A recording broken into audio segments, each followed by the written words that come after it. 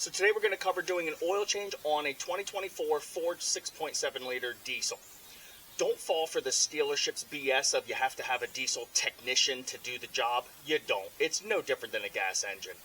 Very simple tools required: filter, a drain pan that can hold at least 4 gallons of oil, 5/8 inch socket for this particular engine, and then we have 2 different style oil filter wrenches we're going to use. I love the 3 jaws to remove the old filters, especially if they're stuck and stubborn, but I don't like to use this to reinstall the new one because it can crush and dent the new filter. So 3 jaws great for removing. I use a cup filter for installing the new one. Other than that, filter and 4 gallons of oil. Amazon is and has always been the cheapest place to get this oil. I personally love the T6 full synthetic. That's what I run in my truck. Link in the video description down below on where to get these 2 items. Let's go ahead and get started.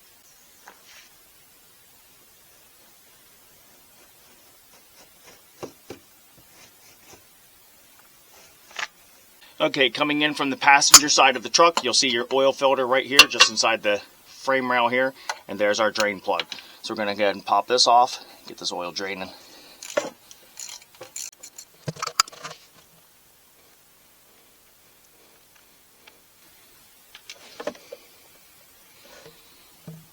Okay, once it's gotten to a point where I can move the pan to cover the drain hole and the filter, I then go ahead and remove the filter.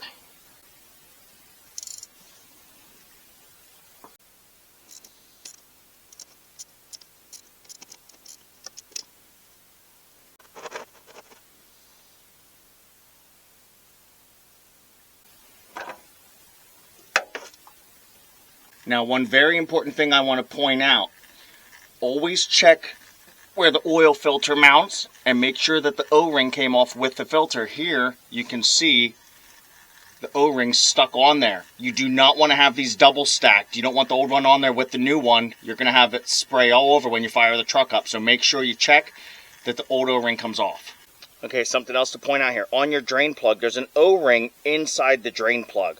I have had good luck reusing this half a dozen times. So as long as you don't have any issues with it, you don't necessarily have to replace that every time you change your oil.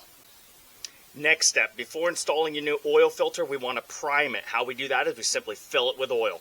Not the end of the world if you don't do this. In previous oil changes in the past, I forgot to record that part. Not the end of the world, but it does help that when you first fire the truck up, the filter's already full of oil. Okay, once you have that topped off, make sure you have a coating of oil on the new O-ring so it gets a nice good seal. So just run your finger around that. Okay, so once we have that down to a single drip, we're going to go ahead and reinstall our drain plug here.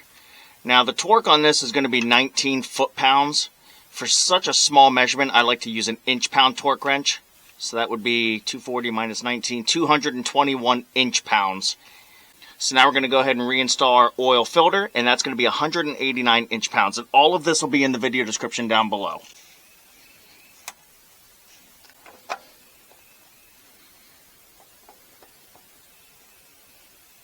But yeah, if you talk to any older guys especially, they're always going to tell you hand tight plus a quarter turn. And I've never had any issues with that.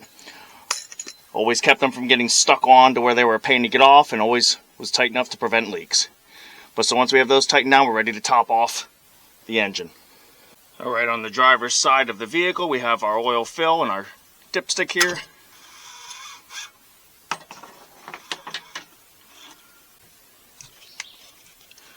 Now again, the manual calls for 15 quarts. It's been my experience they take 16 between filling the oil filter and topping this off. But I would suggest putting in 14 or 15 quarts and then start checking your dipstick.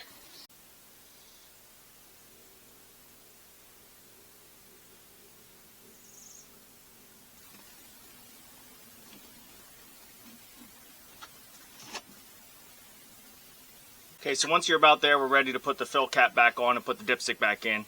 And you'll notice on here the hashes, hopefully you can see that. That's the range we're looking for. We want to be in the upper range here. I'd say at the top of the hashes for cold. So we'll get a pre-reading here. And it's showing full. So once the dipstick is reading full and we think we're there, we now want to go ahead and start up the engine, and you only need to run it a couple of seconds. In vehicles that have an oil pressure gauge, as soon as you see that gauge move, you can shut the vehicle down. The system has been pressurized. Once you've done that, you only need to do that once. Now we can come back out here, top it off, check the dipstick, add a little more, check the dipsticks. You don't have to start it up at one single time, just to pressurize the system and get the oil all throughout.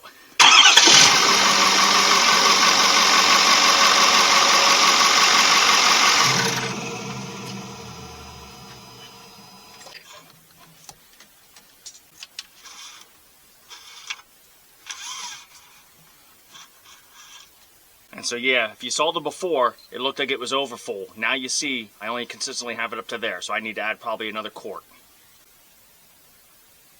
Like I said, truck's not going to take any more than 15, 16 quarts at most, so you're not going to overfill it if you stick with 4 gallons. But like I said, once you get about 14 or 15 quarts in there, go ahead and pull the dipstick and check it. And if the gauge reads it's over full, don't panic. Again, you saw once I started up and pressurized the system, it went down probably 2 quarts reading on the gauge. Yep, and we're right on the money there, and that is 16 quarts. The manual says 15, but this, along with my 2016 6.7, both ended up taking about 16 quarts between the filter and the system. So there you have it. Very simple, easy process, totally doable by yourself, and you can save hundreds over what the dealership is going to charge you and try to scare you into spending.